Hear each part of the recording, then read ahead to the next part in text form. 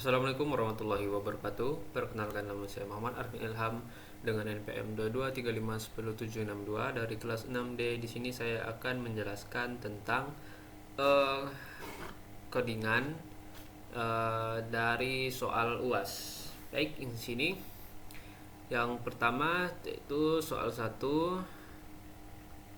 tentang terjemahan. Sini saya sudah menyesuaikan dengan nama npm dan ya. Di sini untuk instalasi pustaka yang diperlukan, di sini ada transformer untuk memuat dan menggunakan model AI dari Hugging Face. Ada Torch framework dasar yang digunakan. Lalu ada NLTK yang digunakan untuk mengevaluasi di soal nomor 3 nantinya.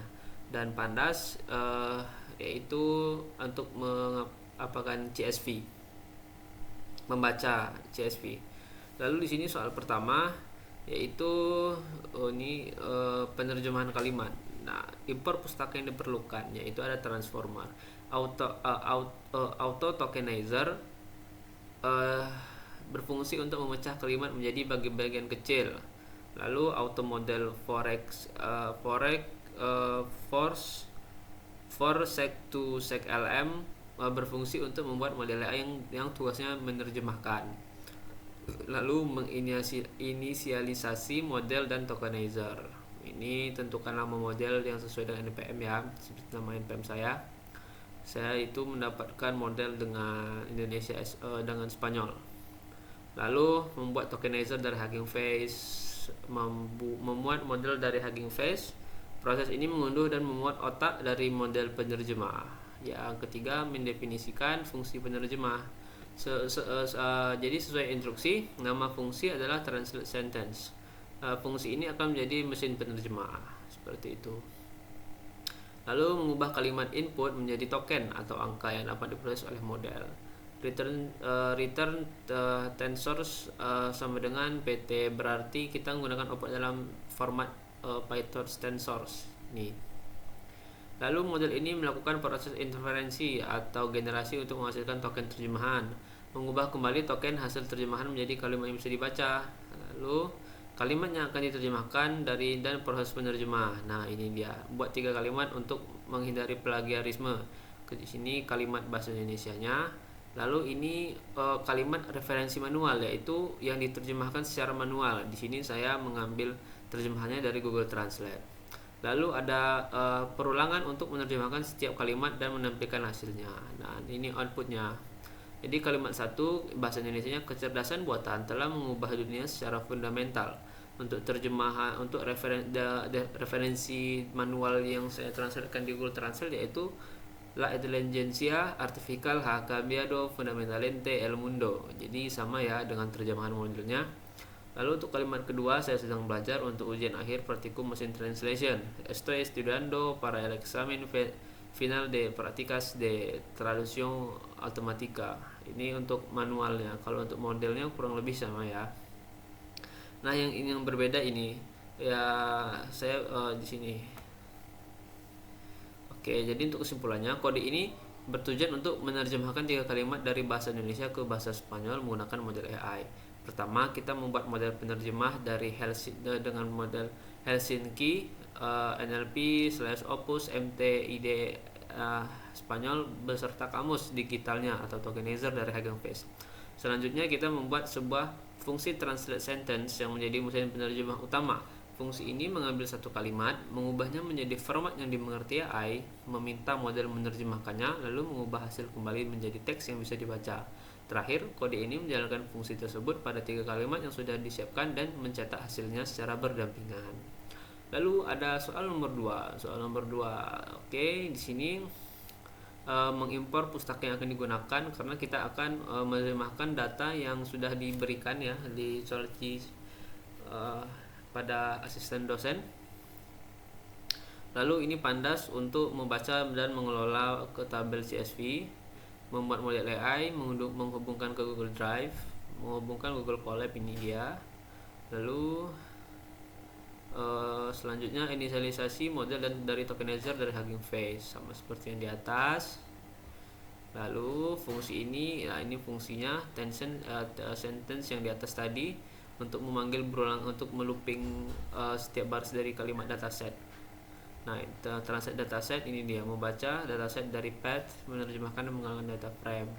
Menentukan nama kolom yang berisi teks sumber, itu source-nya ini untuk nama kolom sumber bahasa Indonesia, dan menyiapkan list kosong untuk menyiapkan hasil terjemahan. Ini belum untuk menerjemahkan setiap baris di kolom ID atau bahasa Indonesia tadi. Menambahkan hasil terjemahan sebagai kolom baru. Nah, ini tadi dia. Oke. Sekarang eksekusinya. Lalu sesuaikan dengan path. Ini harus sesuai dengan data atau metrik sesuai yang diberikan. Jadi dataset yang diberikan Indonesia Spanyol. Lalu memanggil fungsi utama, mengatur opsi, menampilkan seluruh hasil terjemahan dataset seperti ini.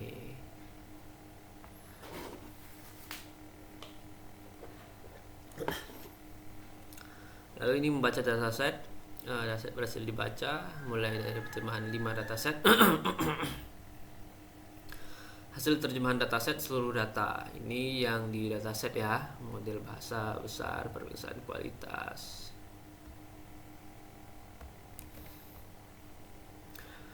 Maaf. Lalu hasil terjemahan dataset. Ini dia bahasa Indonesia yang terdapat di di dataset tadi. Ini translatean bahasa Spanyol yang ada yang berada di ini datasetnya yang telah diberikan ya. Oke, lalu di sini model translationnya. Nah, jadi lo grandes modelos le lenguaje han revolucionado la traducción automática. El gran modelo de lenguaje ha revolucionado bla bla bla. Kode ini bertujuan untuk menerjemahkan seluruh isi dataset dari sebuah file CSV yang tersimpan di Google Drive yang sudah diberikan. Prosesnya dimulai dengan menghubungkan ke Google Drive dan membuat kembali model AI beserta fungsi terjemahan dari soal satu ke sebelumnya. Kemudian kode ini membaca file CSV baris per baris lalu menerjemahkan setiap kalimat yang ada di kolom sumber terakhir. Semua hasil terjemahan tersebut dikumpulkan dan ditambahkan sebagai kolom baru ke dalam tabel data asli dan nanti akan ditampilkan. Ini dia. Lalu soal nomor 3. Tuh seperti tadi, ini untuk menghitung skor Bleu-nya ya. Kebetulan saya mendapatkan bagian Bleu. Nah, di sini saya mencoba menggunakan split dan juga ini otomatis. Jadi yang di sini instalasi dan import pustaka menggunakan pip install evaluate Scribble. Kalau yang di sini kan nggak ada nih. Di sini dia menggunakan split ini atau manual. Jadi sentence Bleu ini per kalimat, corpus Bleu. Kita ambil lagi data dari soal 1, dihitung skornya. Lalu ini untuk hasilnya, untuk outputnya ini. Untuk kalimat 1 dia skor Bleu-nya 1, berarti dia sama. Yang kalimat kedua ini dia 0,59, berarti tinggi ya. Berarti udah di atas 3 tuh tinggi, sudah hampir benar. Nah, yang ini 0, dia tidak sama. Jadi skor Bleu-nya 0. Tuh ini untuk seluruhannya itu ada 0,36. Lalu ini yang menggunakan ini pip install atau otomatis ya. Sama dengan yang di atas, yang membedakan hanya menggunakan ini. Dia install evaluate Sacre Bleu. Nah, untuk outputnya sama. Ini 0,0 tadi, yang di atas 0,59, sini 0,54. Ini 0,00, ini 0,43 ya. Enggak tahu juga kenapa bisa 43. Oh, ini yang di akhirnya sama nih, las majoras notas. Jadi las majoras notas. Oh ya, seharusnya ini salah kayaknya. Nah, ini yang benar. Lalu untuk skornya 0,36 sama ya, 0,36.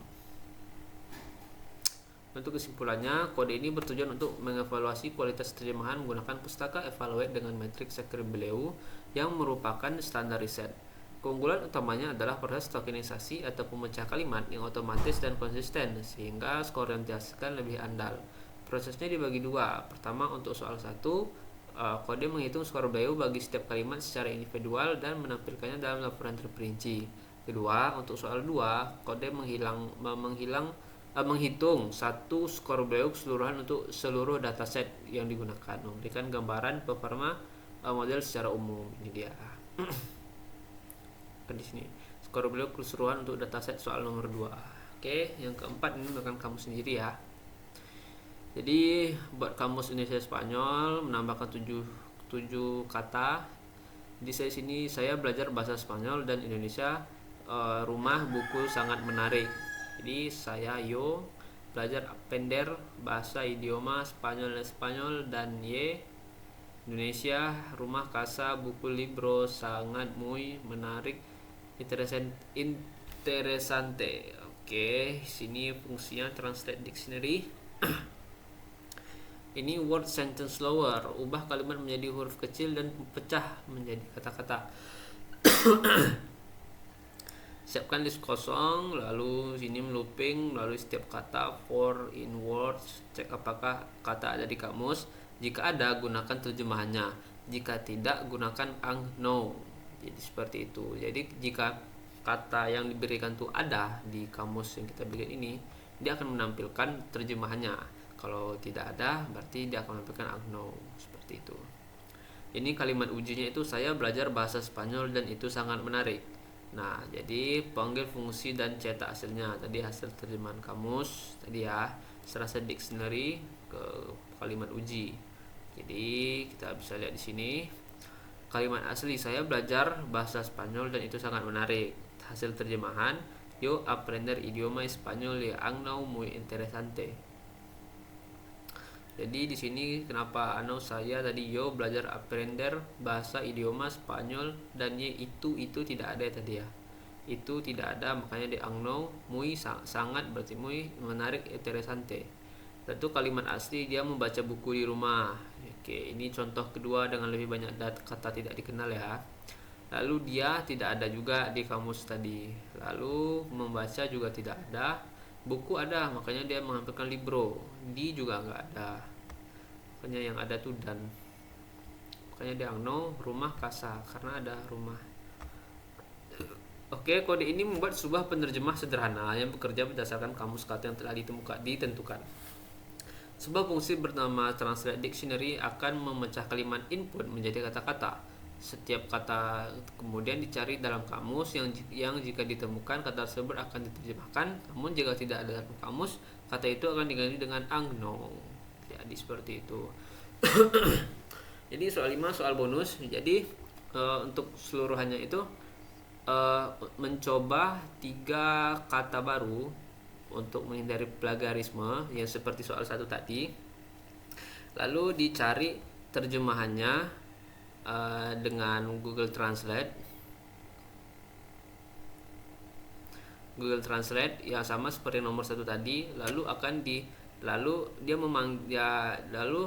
juga akan terjemahkan menggunakan modelnya, ya, menggunakan model Helsinki tadi itu. Jadi sama seperti nomor 1. Jadi di sini agar tidak tidak bingung, untuk kalimat sumbernya saya ganti. Yang ini kan analisis data besar membantu perusahaan. Yang nomor 1 tadi beda, enggak itu. Ini kecerdasan buatan. Jadi supaya tidak ada kesamaan. Lalu sini saya coba, sini outputnya di sini analisis data besar membantu perusahaan membuat ini. Untuk terjemahan modelnya referensi manual dulu ya. Referensi manual ini el análisis de big data ayuda a las empresas a tomar mejores decisiones. Untuk terjemahan modelnya gran análisis de datos ayuda a las empresas, hampir sama. Nah yang ini sama banget nih, hampir sama ya. Yang ini juga sama terjemahan dan apanya. Itu jika dibandingkan 3 kata tadi ini dengan saya mencoba LLM Gemini untuk menerjemahkannya, jadi hasilnya seperti ini. Jadi perbandingannya kan kalau di Helsinki tadi yang analisis data besar ini your grand analysis de datos ayuda a las empresas a tomar mejores decisiones. Jadi sama ya, kurang lebih sama. Nah, pemenangnya Gemini karena mengenali data besar sebagai istilah teknik big data. Jadi